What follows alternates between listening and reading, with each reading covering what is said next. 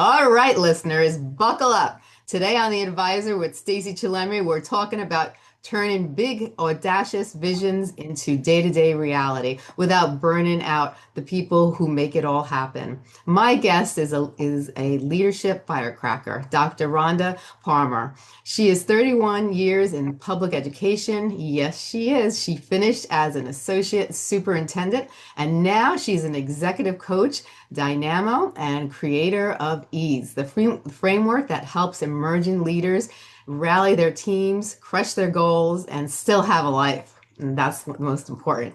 So, Rhonda, grab a mic and say hello and give everyone a quick snapshot of who you are and what lights you up. All right. Well, thank you so much, Stacey. I love your energy. I'm so glad you're welcoming here. And welcome to all the audience members.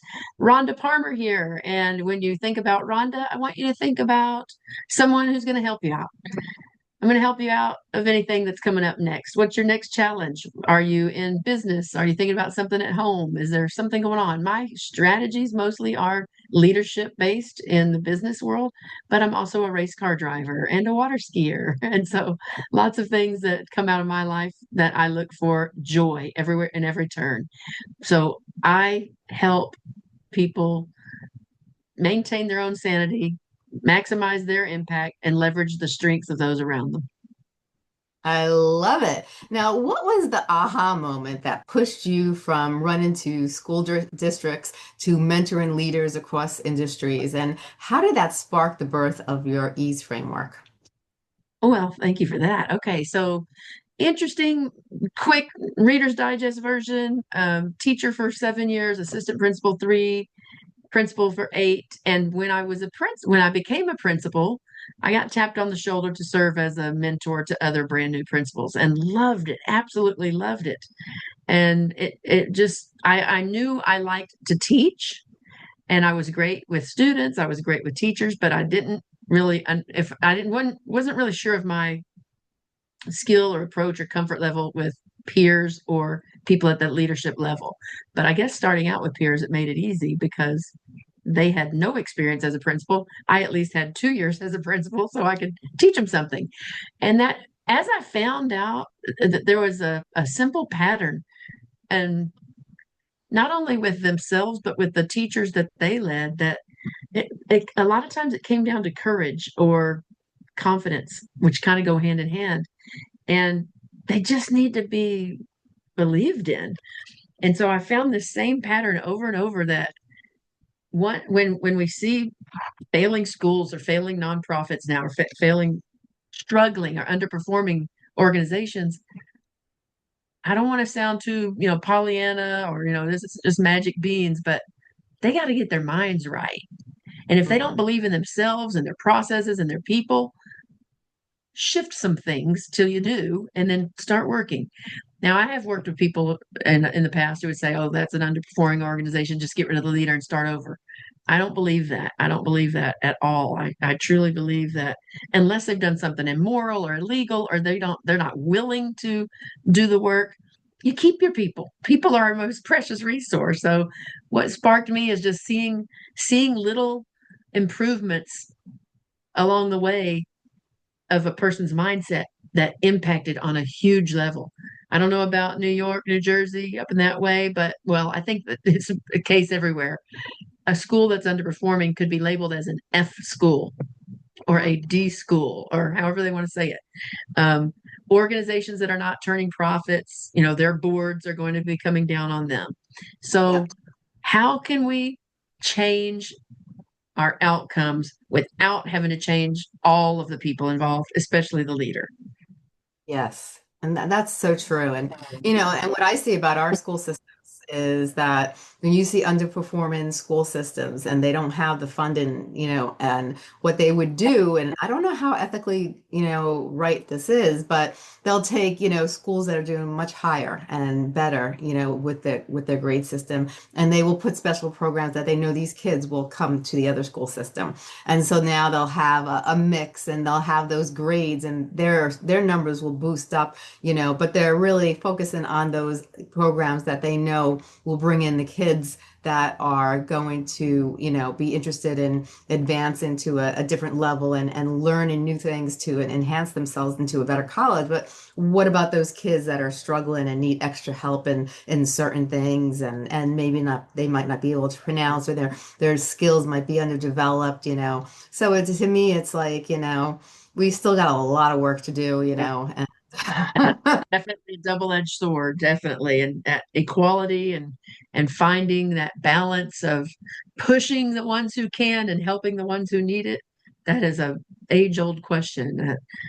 But what I found is once the teach is there's so much research on teacher efficacy and student efficacy that once they find someone who believes in them, whether they believe in themselves yet or not, but just the hope that someone else thinks they can, they begin to act different. And oh, then they get that courage, and then their confidence increases. And a little success breeds a little bit more success, and it just expands. And so there's something to that.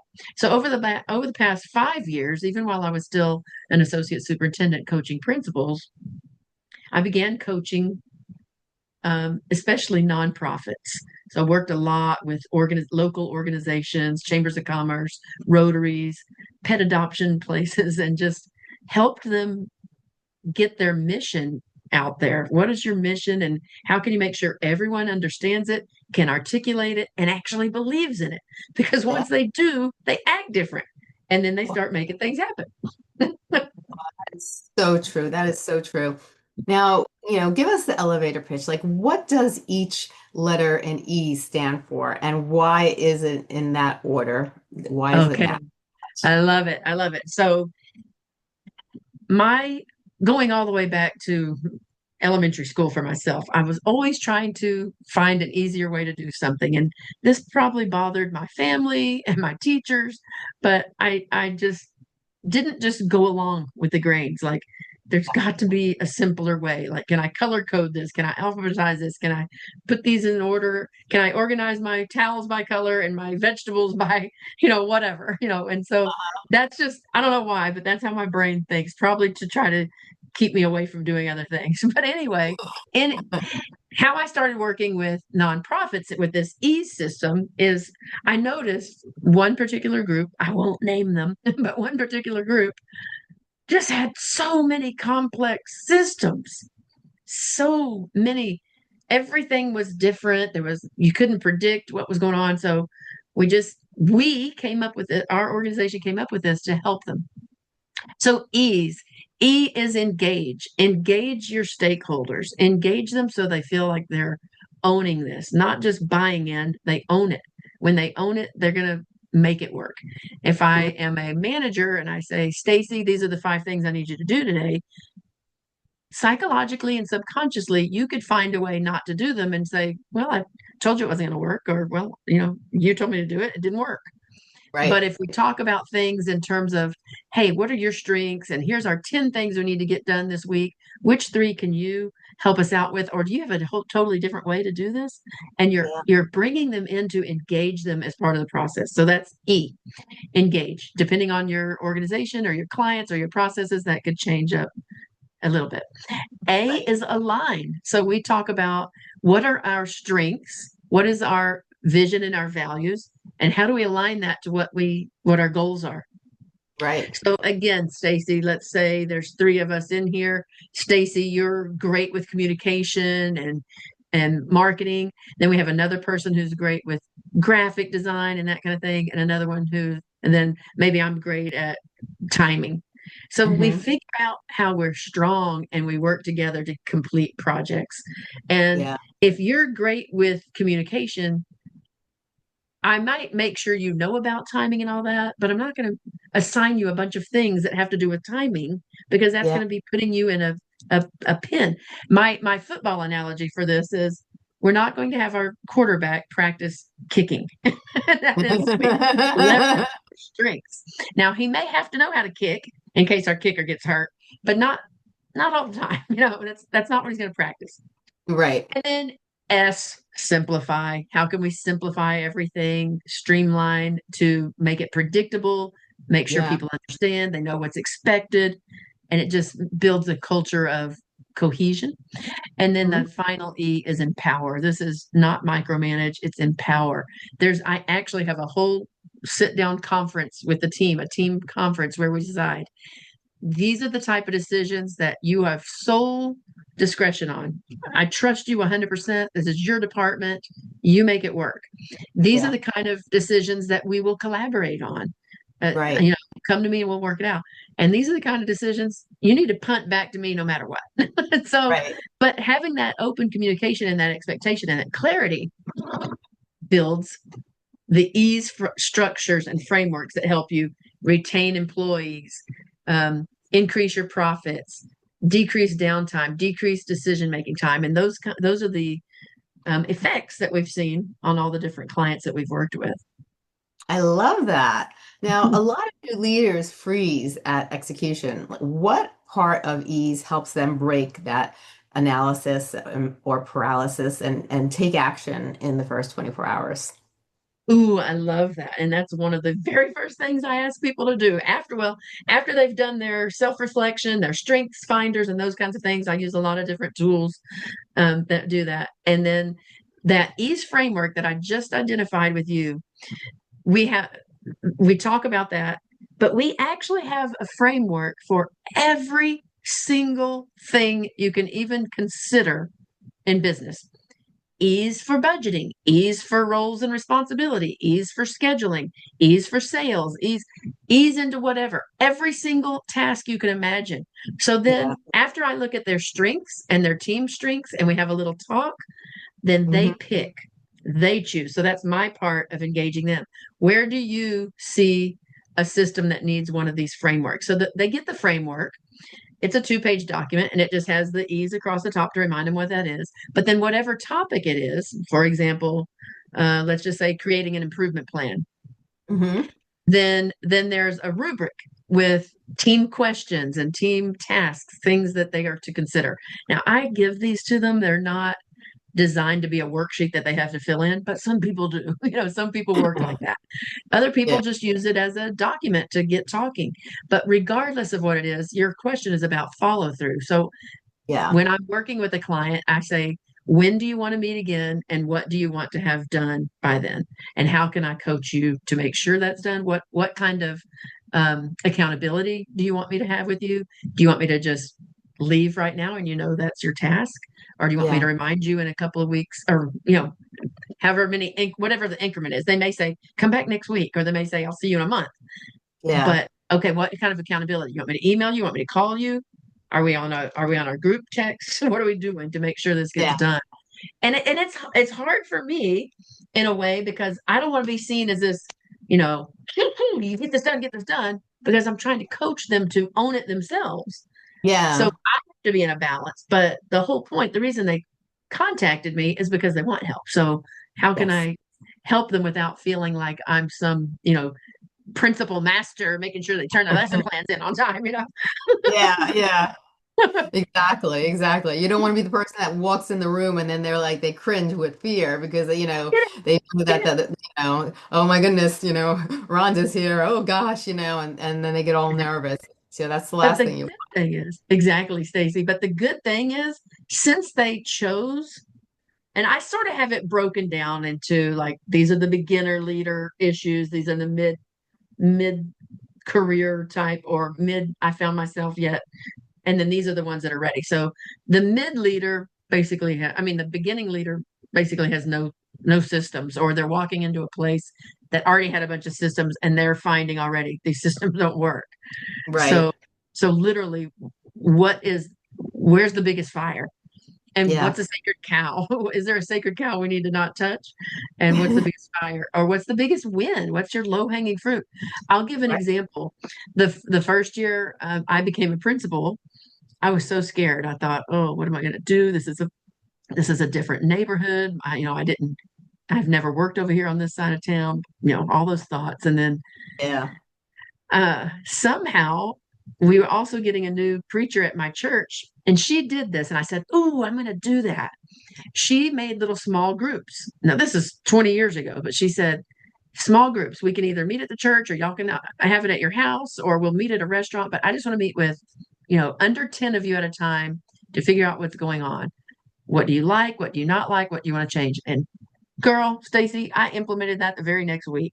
And so I did that. And it was so interesting because I had a huge win right off the bat. Every grade level said, we got to do something about our discipline. It's out of control and there's no consistency.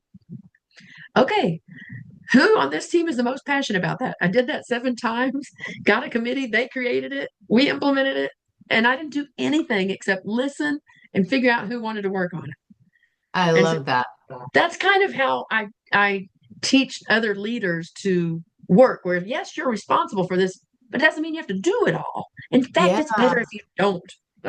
right. I'll give you another example of the opposite of that. So Okay. our school grew so fast. We went from 500 to 880 in a summer. So, Wow. whoa, we got to change up some arrival and dismissal. And what do we do for buses and who's on what team and add these portable buildings. So, all kinds of things. And I was the principal. I'm the one in charge. I got to do this. So, I made all these processes over the summer. I don't want them to worry about it. They got so much to worry about. I'm going to just do these. Boom, Yeah. here's your dismissal process. Hand it out. It was horrible. I mean, it worked. I mean, the first day normally takes an hour anyway because it's the first day, but Yeah. it took an hour for about 8 days.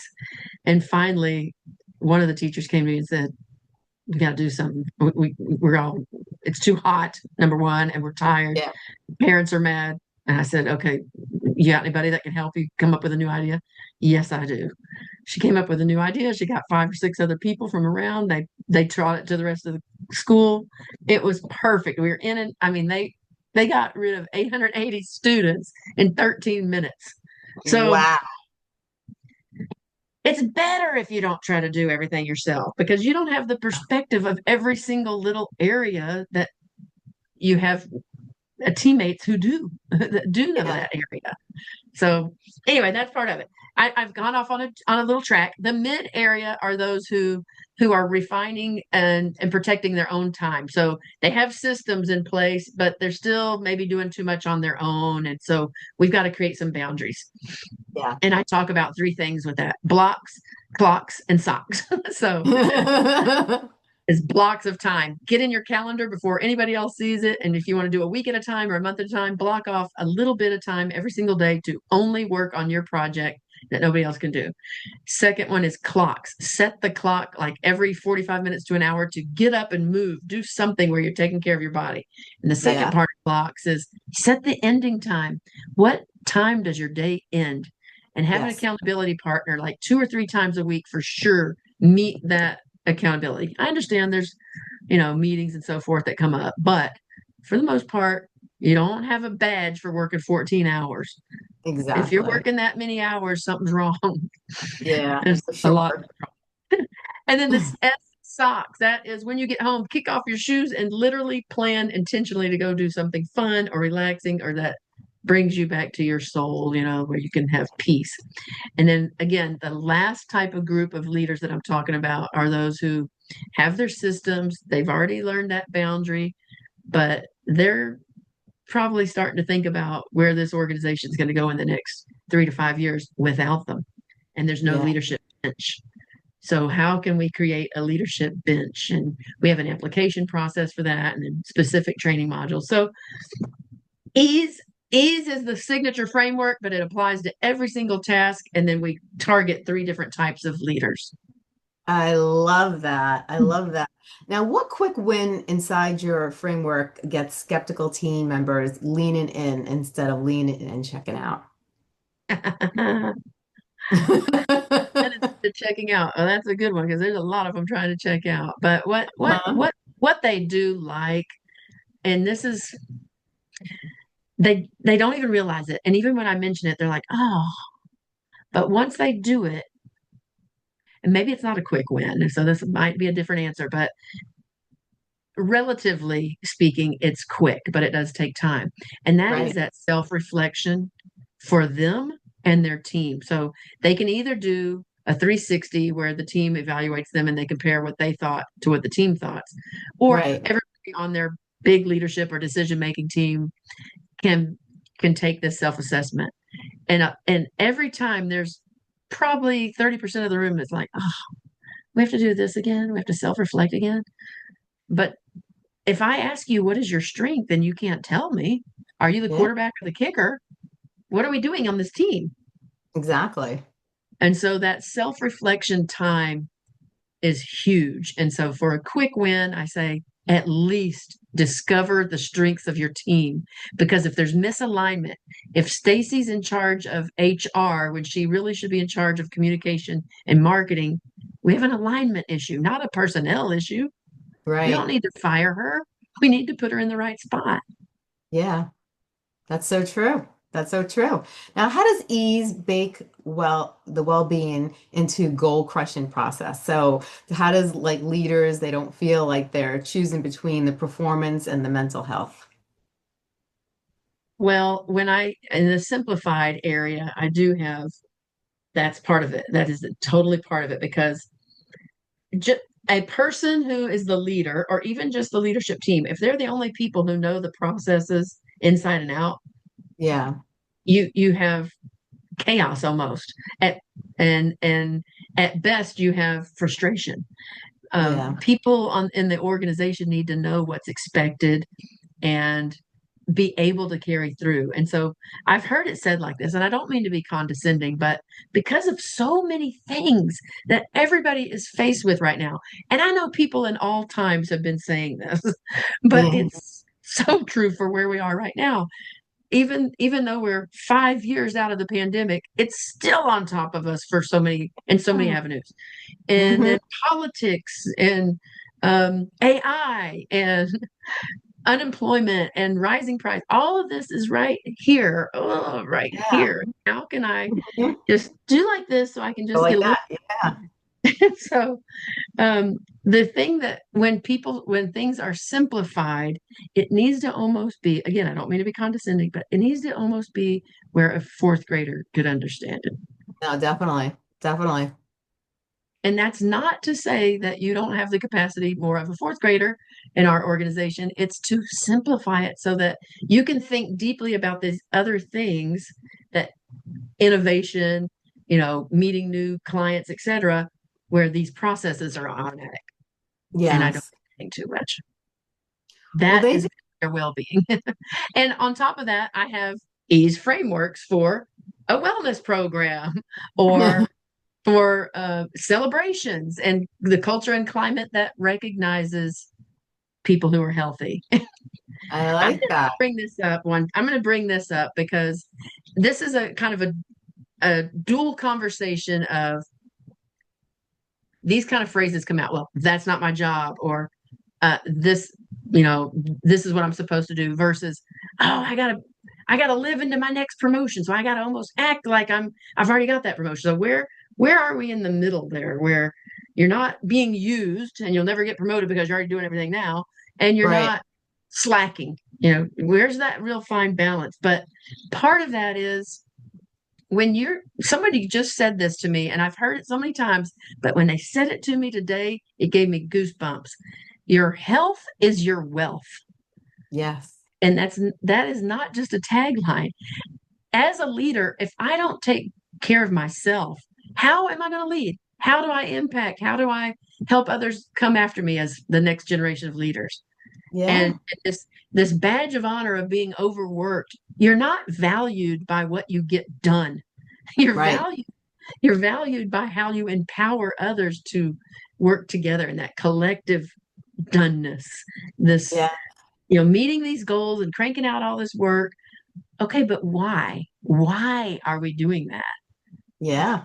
That's pretty much square one. But if you're not healthy, you're sure not going to do it. Exactly. 100%. Now, new leaders often struggle with delegation, which the principle helps them handle off and maintain quality. And how does it do that? So I do have delegation with ease, and it uses those four simple things. But the way I teach this to others, I think this was some kind of I cannot remember exactly who came up with this. I'm sorry, I can't think of this researcher's name, but it's the 4 Ds. What can you do right now that is simple that only you can do? There's Yeah. nobody else on your team that you can do. And if you can't do it right now because you're the only person to do it, then just get it scheduled. When this other stuff comes across your desk, um, sometimes it's so tempting, especially as a new leader, to say, well, I'm the leader. I'm supposed to do it. I'm expected to do it. I'm the one getting paid more. I'm not going to dump my work on someone else. So Yeah. we're not asking you to dump your work, but when you delegate, think of it in this different mindset. I'm sorry Hmm. if you're hearing a bunch of sirens. I don't know what's happening. I'm sorry. But think of it in this mindset of that leadership bench. Who Hmm. is qualified to do this? And if they're not qualified, can you teach them? And then they'll be qualified to do it. And Right. not that you're looking to, we've got to change that mindset of two mindsets. I'm the leader, I'm getting paid more, I got to do it. And I'm the only one that can do it. It's faster for me to just do it and I'll take care of it. It'll be done. It's Yeah. not faster. Slower is faster because when you teach five or six other people something, number one, you've increased their marketability, their internal feeling of purpose and how they're contributing, and you've taken it off your plate to do the things that only you can do. I used to Right. use an example. I do not want my high school principal out there on a riding lawnmower. Yeah. Even though you may love mowing the lawn and you have love making this little pattern, as a taxpayer, I did not pay you to mow the lawn. I need Right. you there making the decisions that only you can make, that nobody else can. And there are, Simon Sinek says, as a leader, you have to learn to ask for and receive help. Yes. And that is key in asking for help. There's so many people who want to help you. They don't know how to help you. You have to ask them and show them and train them how to help you. And that is Right. the role of a leader. A leader leads by doing those things. It's Hmm. now you could be a manager or a jerk and just say, "Here, Stacy, get these reports by Friday." Right. Or you can say, Stacy, come on in here, and we're going to work for an hour. I want you to see how I do this. You may have a different way. We've got to get them done by Friday, but let's just see how many we can get done. Figure out how we can do this differently because Yeah. I'm overwhelmed. I'm not going to get them done by Friday, but you can help me. And you may even have a better, simpler way. Right. Shockingly, somebody will have a simpler way if we just ask them. Exactly. Exactly. Now, what KPIs should aspiring leaders track to know that ease is working beyond the obvious bottom line numbers? Yeah, I mean, I do ask them to track over, time, of course, Yeah. employee retention, sales, increased sales and stuff like that. But some of the not so obvious is there this is and it's hard to track, but if you look at KPIs in terms of being able to really measure this indicator, Yeah. is the very first one I ask people to do is start a weekly meeting. Hmm. Meeting with ease template. Did you ever guess that I would have had that? and, and it's basically just a few questions. It's not even a huge agenda. You save that for when it's necessary.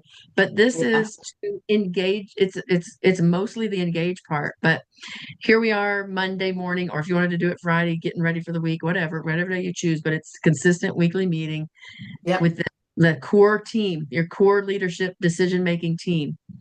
And that's where you say, what are your wins this week? Where are you stuck?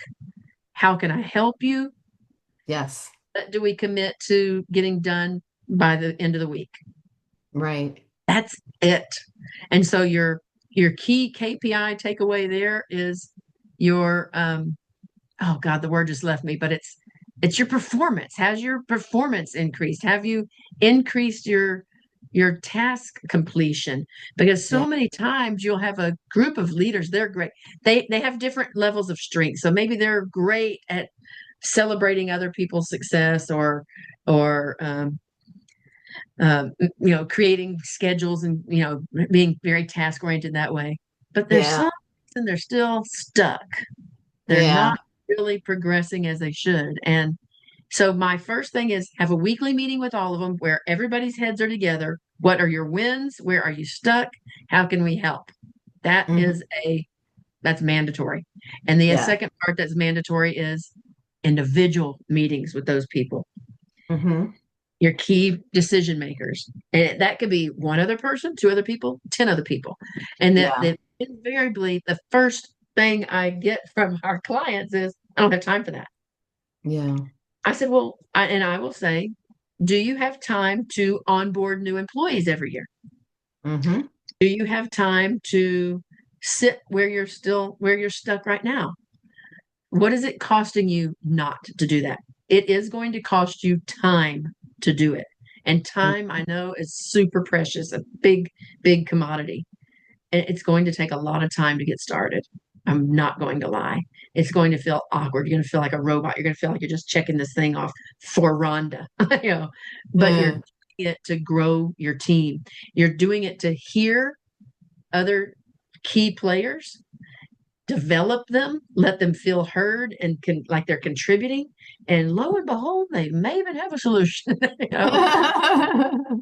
But that one-on-one time, it doesn't even have to be 5 minutes.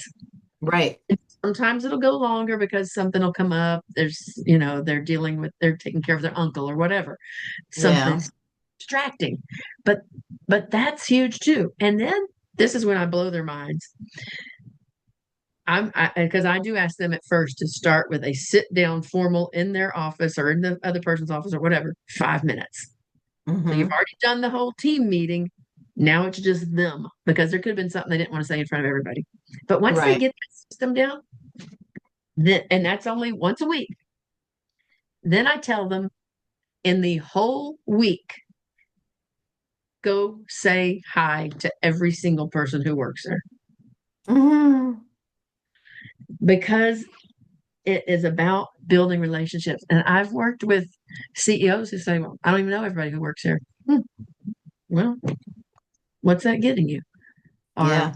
you know, a high school principal, we have 250 people. I don't know all of them. Doesn't take too long to say hi. Oh, Yeah. here's a bonus. Say hi, Stacy. Call them by their name if you know it. Right. If you don't know it, Exactly. get to know it. One of the things I ask, and it's easier for people in small organizations. I know that, but it's essential.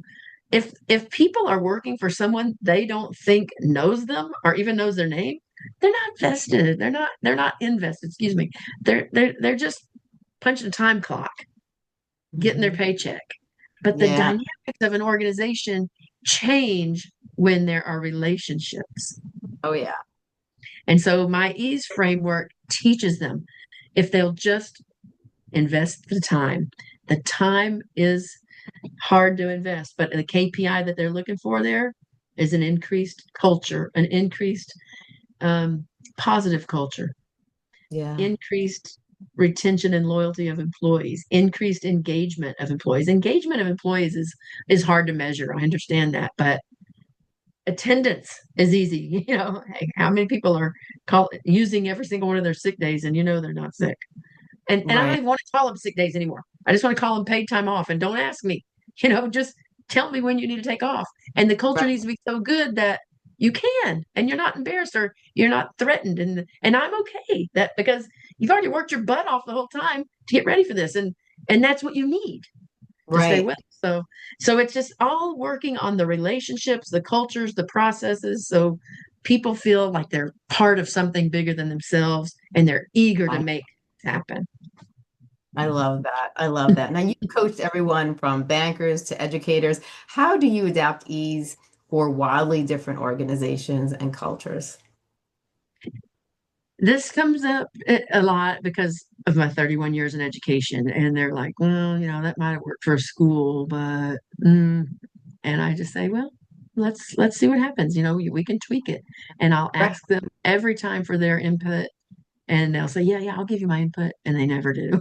So it's tweaked by their industry, and it's tweaked by some of the related items. In schools, you're not putting out a product. You don't have an assembly line. You're not really looking at sales, but you're looking at student growth and you're looking at uh, attendance rates and those kinds of things. So what can we take from that and put into this organization? Yeah. And if I think about how things have tweaked in that regard, it's funny. I thought when I retired, because even while I was still working as an associate superintendent, most of my clients were still in education, but in a different realm. Either they created a product or whatever, or I was working with coaching coaches, etc. So I just Yeah. knew as soon as I retired, I'm going to just be working for school districts all over the country. And that is not the case. I mostly work. I had a stint where I worked with pastors. I had a stint where I worked with bankers. It's just like by referral. So Yeah. and that framework works. And what I talked about earlier is, or maybe I haven't touched on this too much, but it's really about belief in themselves. And so So important. once we get past that, okay, here are your strengths and here's the strength of your team. With these strengths, do we need to add any more team members, or can the strengths of this team move forward and get goals accomplish some goals? And Yeah. once they believe in themselves, we're not just like in a school, we're not judged by our zip code, we're not judged by our parents' income, we're judged by how we perform. Yeah. So true. Now, you're a certified DISC consultant. Where does the personality assessment plug into ease, and how can leaders avoid turning it into a label fest? Yeah, that's funny you mentioned that, because I warn them against that all the time. So I do use the disc. I love it because it it predicts your behavior and communication style. So how can we make sure we're not like, oh, she's the whatever. And so Yeah. I'll tell it's part of the E, and the first E, engage. So we're Yeah. looking at strengths, we're engaging everybody's strengths, and then the secondly, we'll align our actions to our values and strengths. But Right. um, here's how we do it. So everybody gets a code on their emails. They fill it out. I have so many of these going, Stacey, that I don't have time to look at them. So I just feed them into my system, and it rates it, sends them an email back.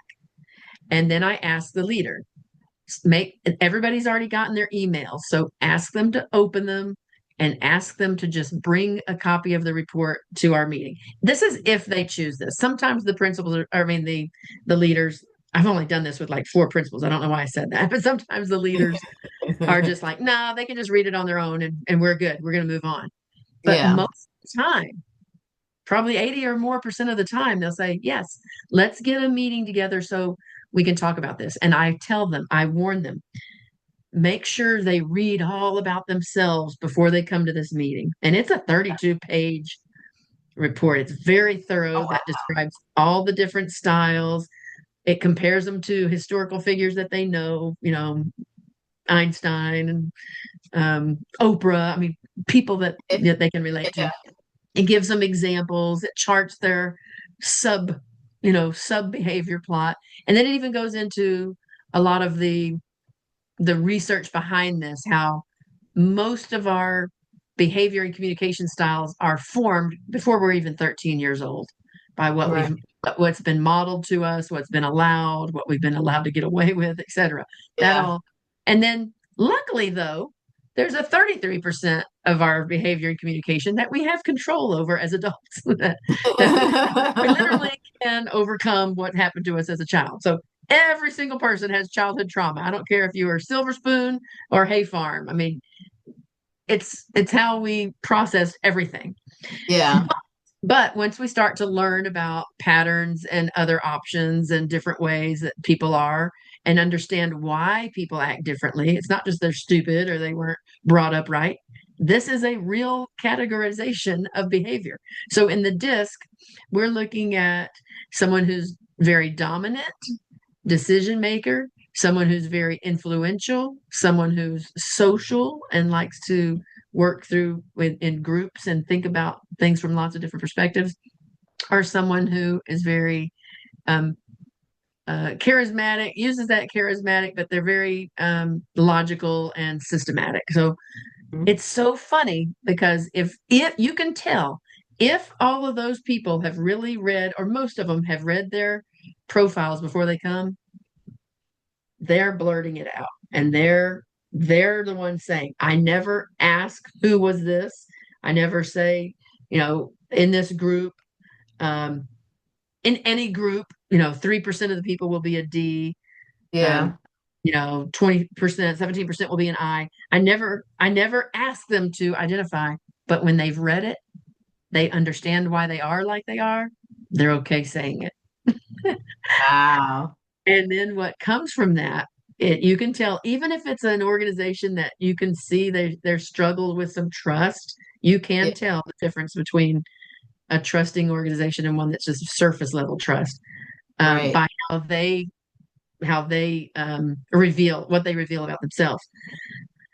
So if they're not revealing that about themselves, it's totally okay. But you can tell there's trust issues there, and all you have to do is talk about things more generally, like worldwide or in North America or whatever.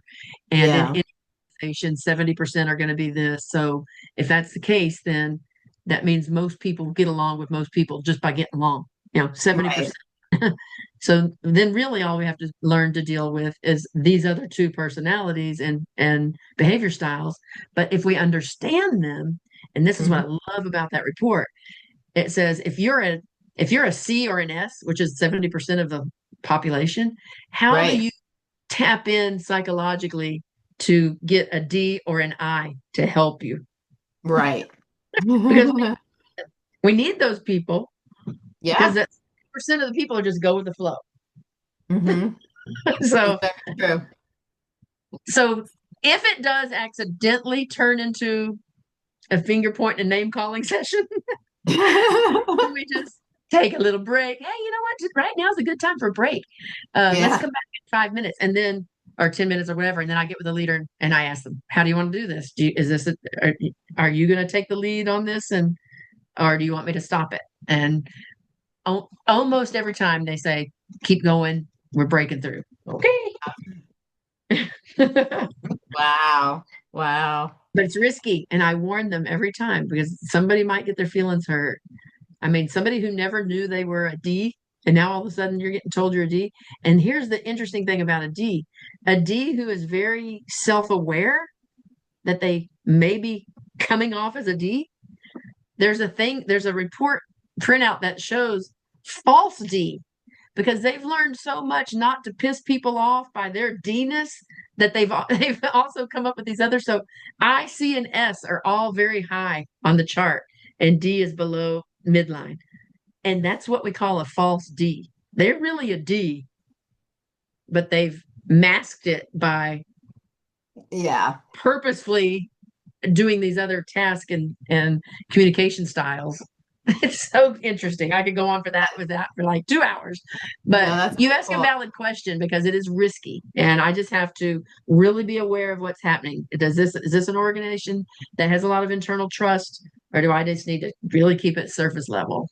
Right. And that's an important call because, depending on the people and how they handle it, honesty is key, but not everybody can handle honesty and truth. It's hard when it comes to constructive criticism and really finding out who you really, represent, if that's not, what, even if they know deep down inside that they are a D, but they don't want to be considered a D by others, so. Right.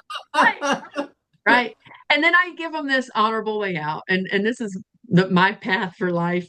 Everywhere I go, I try to find an honorable way out for people because there's always something that may not be really be as it looks. So I'll Yeah. tell them, this assessment, it's so long and it's designed for you to be gut reaction. Seriously, like every question should take no longer to read it than to answer. Right. You should answer it as fast as you read it. So you may have overanalyzed or you may have been distracted. It takes a long time. So you may have been distracted. So if this isn't right, in 3 months, if you want to take it again, I'll give it to you for free. No big deal. And that way they get an honorable way out if they're totally distraught with their identity. Before leaders inspire others, how can they apply the framework to manage their own energy and focus and growth? That's a good one. I don't know if I actually have a framework for managing themselves using the EATS framework. That's lovely.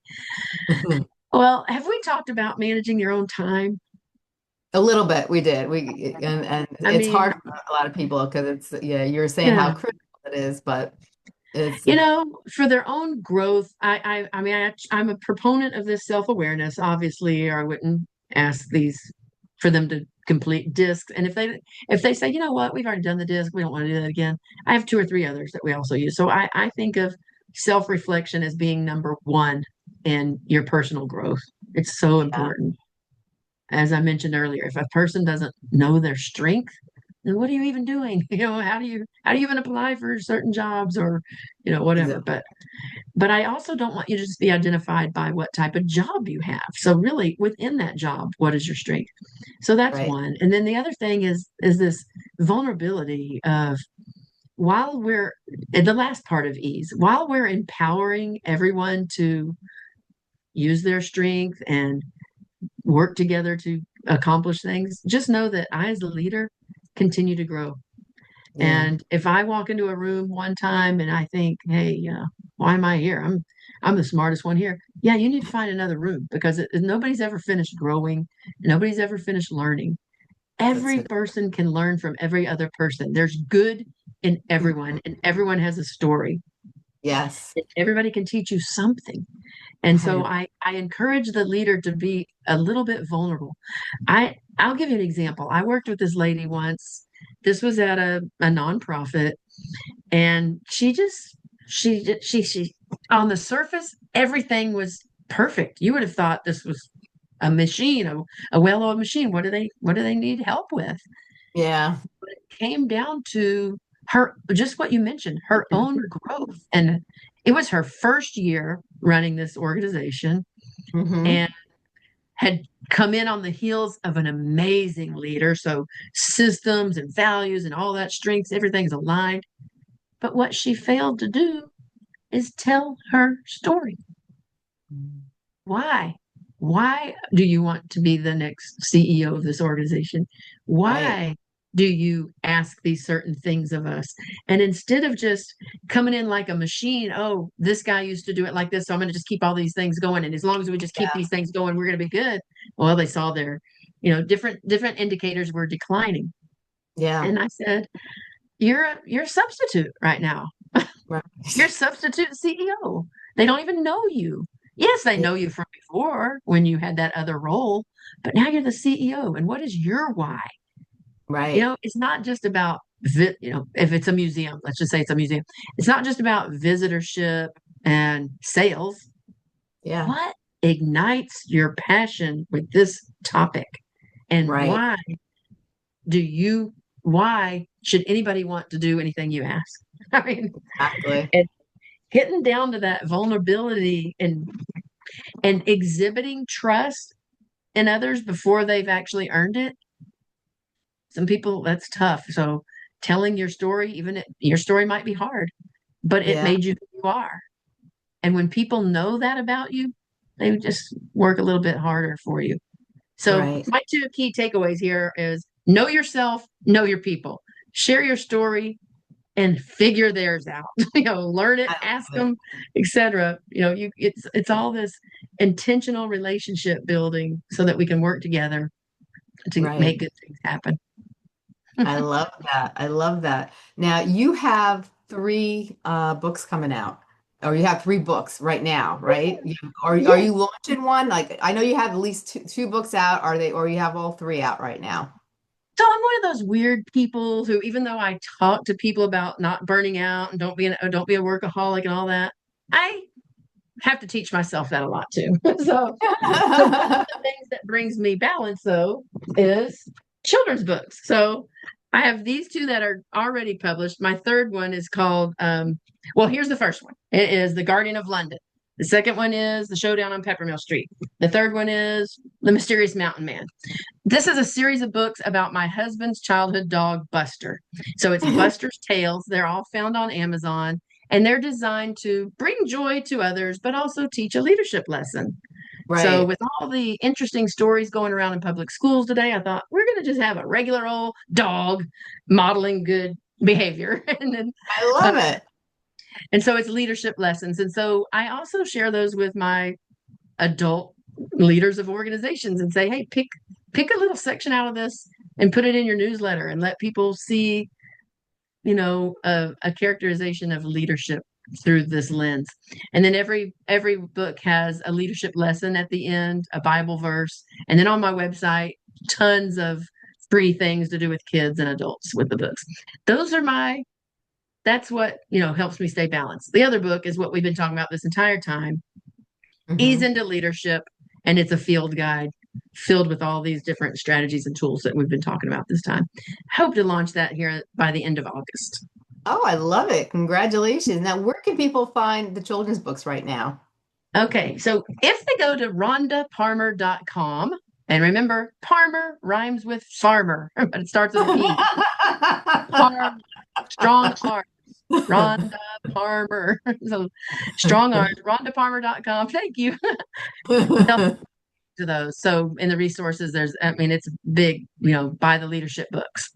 And that Yeah. will link you into Amazon. But I would love it if they buy them through my link, because then I don't just get my author cut, I get an affiliate cut. So that'll help I me out. love But it. if you can't do that, if it's hard to find rhondaparmer.com on Amazon, and it's the Buster's Tales series. I love it. Now, tell everybody about the services that you provide.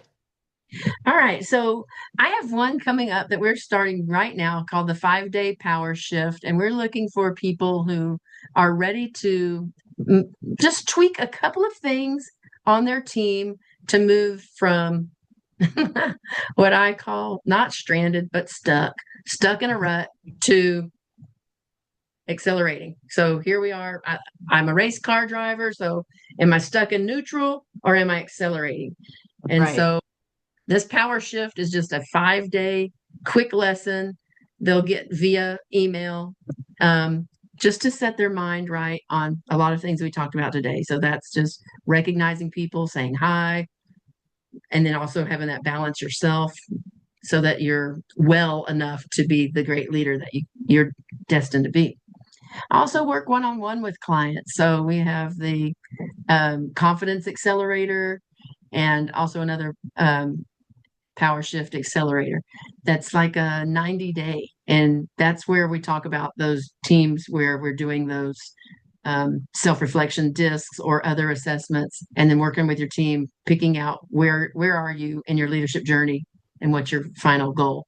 That everything is designed to bring peace and clarity to you and clarity to your team. The entire process is designed to help you clearly articulate your mission and your why, so that other people are carrying that flag and you're maximizing those benefits to accomplish great things together.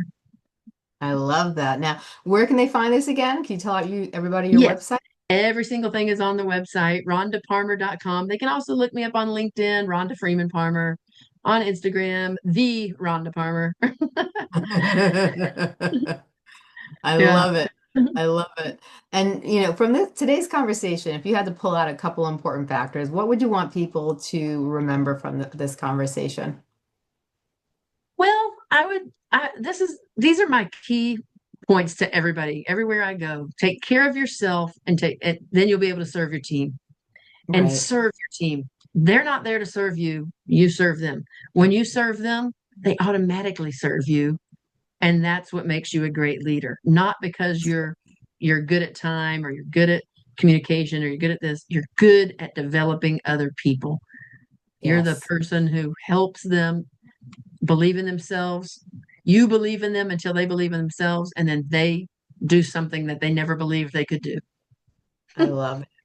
This has been amazing. Thank you so much, Rhonda, for coming on the show and sharing the EASE program with us and just sharing your experiences and how it works. And I think it's wonderful what you're doing, and I congratulate you on your children's books. I think, we tend to sometimes, we make things more complicated than what it is. And if we break it down, especially in the way that you just showed us today, things could be really, done a lot easier and a lot quicker and probably a lot less stressful on, the people in the team and the company and so forth like that. And so I thank you so much for coming up with this and creating this and sharing it with us today. You truly are a remarkable woman, and I thank you so much. Oh, thank you, Stacey. You have blessed me beyond measure. Thank you for allowing me to share that with y'all. You're very welcome. You have a great day. Thank you. You too.